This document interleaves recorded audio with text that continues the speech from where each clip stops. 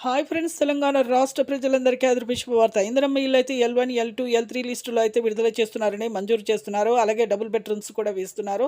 మరి ఎవరెవరికి double bedrooms Indiramma ఇల్లు జీహెచ్ఎంసీ పరిధిలో సర్వే కూడా చేస్తున్నారు. లక్కీ డ్రా ద్వారా కూడా ఎంపిక చేయడం జరిగింది. ప్రతి ఒక్కరు కూడా ఇన్ఫర్మేషన్ అనేది క్లారిటీగా అయితే చెప్తాను. స్కిప్ చేయకుండా అయితే వీడియో అయితే చూస్తే మీకైతే అర్థమవుతుంది.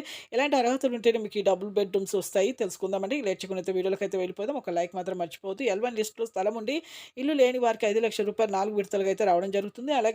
అలాగే ఇప్పుడు L2 లిస్ట్ అయితే ప్రస్తుతం అయితే జరగడం ఆగిపోయిందండి. ఎందుకంటే కొంతమందికి డబుల్ బెడ్‌రూమ్స్ అయితే వస్తున్నాయి. కొంతమందికి డబుల్ బెడ్‌రూమ్స్ రావట్లేదు. రాని వాళ్ళకి ఇందిరమ్మ ఇల్లు అయితే ఖచ్చితంగా అయితే మేము చేస్తాము. కేసీఆర్ ప్రభుత్వం ఉన్నప్పుడు కొన్ని ప్లంబర్స్ పని ఆగిపోయాయి గదా! అవి బాగు చేసి ఖచ్చితంగా అయితే ఇస్తామనేసి కూడా చెప్తున్నారు. ప్రతి ఒక్కరు గూడా మీరు మీ సేవలో చెక్ జేసుకోండి. డబుల్ బెడ్‌రూమ్స్ అయితే ఖచ్చితంగా అయితే ఇస్తారు. కానీ ఇప్పుడైతే ఇంతకుముందు మనకి మేడ్చల్, బాచారం, మల్లాపూర్, ఫిర్జాద్‌గూడ, అలాగే ఉప్పలో, ఈ నిజామాబాద్ ఈ ఏరియాలో అయితే ప్రతాప్ సింగారం ఈ ఏరియాలో అయితే ఇచ్చారు.